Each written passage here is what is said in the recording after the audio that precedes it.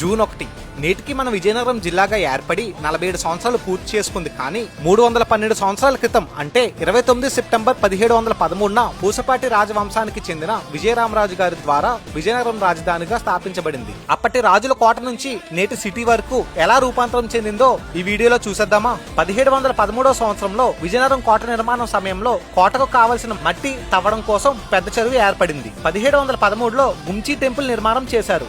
ఐకోనేరు కలుషితం కాకుండా కాపాడ కోసం ఏర్పాటు చేసిన గార్డ్ పోస్ట్ ఈ గుంచి. జనవరి 24, 1757 సంవత్సరంలో బొబ్బులి యుద్ధం జరిగింది. అక్టోబర్ 22, 1757 విజయదశమి శనివారం రోజున పెద్ద చెరువులో శ్రీ పైడితల్లి అమ్మవారి విగ్రహం కనుగొన్నారు. అక్టోబర్ 31, 1758 నుంచి సిరిమానోత్సవం ప్రారంభమైంది.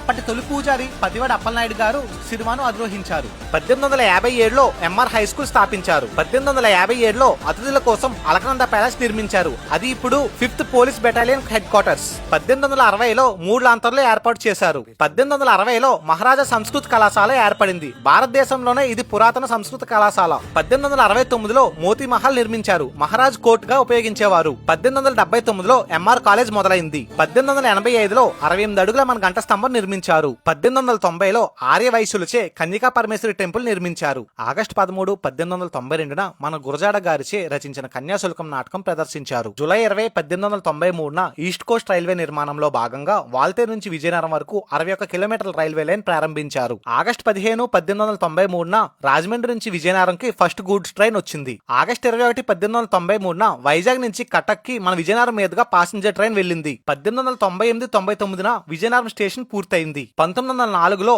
అంబటి సత్రంలో గోషా హాస్పిటల్ ప్రారంభమైంది. 1919లో మహారాజా సంగీత నృత్య కళాశాల ఏర్పడింది. ఇది దక్షిణ భారతదేశంలోనే మొట్టమొదటి సంగీత కళాశాల. 1920లో మన పీడబ్ల్యూ మార్కెట్ ఏర్పడింది. 1925-30 మధ్య చింతలవలసలో శ్రీ అలకనారాయణ గజపతి గారు తన వ్యక్తిగత విమానం కోసం ఎయిర్ స్ట్రిప్ ని నిర్మించుకున్నారు. 1950లో ఎంఆర్ కాలేజ్ ఆఫ్ ఎడ్యుకేషన్ ప్రారంభమైంది. 1958లో హోల్సేల్ బట్టల మార్కెట్ ఏర్పడింది. నవంబర్ 12, 1958లో మాన్సస్ ట్రస్ట్ ఏర్పడింది. ఉత్తరాంధ్ర జిల్లాలో 14,400 ఎకరాల భూమితో పాటు భూమి ఆస్తులు, భవనాలు ఈ ట్రస్ట్ ఆధ్వర్యంలో ఉన్నాయి. 1962లో ఎంఆర్ మహిళా కళాశాల, ఎంఆర్ డిగ్రీ కాలేజ్ ప్రారంభమయ్యాయి. 1963-68లో తాట్పూడి రిజర్వాయర్ నిర్మించారు. 1975లో MR model high school, MR girls high school ప్రారంభమయ్యాయి. 1976లో టెలిఫోన్ ఎక్స్చేంజ్ భవనం ప్రారంభించారు. జూన్ 1, 1979న మన విజయనగరం జిల్లా ఏర్పడింది. అప్పటి మొదటి జిల్లా కలెక్టర్ గారు శ్రీ ఎస్కేపి నాయుడు గారు, మొదటి జిల్లా పోలీస్ సూపరింటెండెంట్ గారు శ్రీ పి వెంకయ్య గారు జిల్లా అధికారులుగా పనిచేశారు. 1979లో మాన్సాస్ ఇంగ్లీష్ మీడియం స్కూల్ ఏర్పడింది.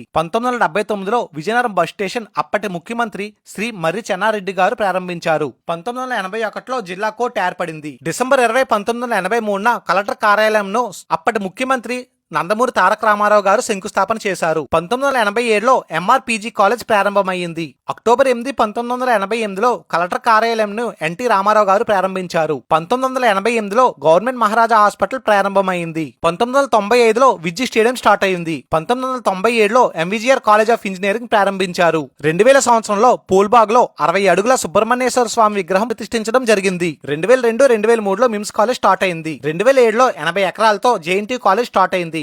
2008లో ఎస్వీఎన్ నగర్ లో శ్రీ జ్ఞాన సరస్వతి ఆలయం స్టార్ట్ అయింది. మార్చి 22, 2014న రామనారాయణం స్టార్ట్ అయింది. ఇంకా మన విజయనగరం చరిత్రలో ఏమైనా మిస్ అయితే కామెంట్ సెక్షన్ లో తెలియజేయండి. మన విజయనగరం హిస్టరీ 10 మందికి తెలిసేలా ఈ రీల్ షేర్ చేయండి. ఉంటా, బాయ్.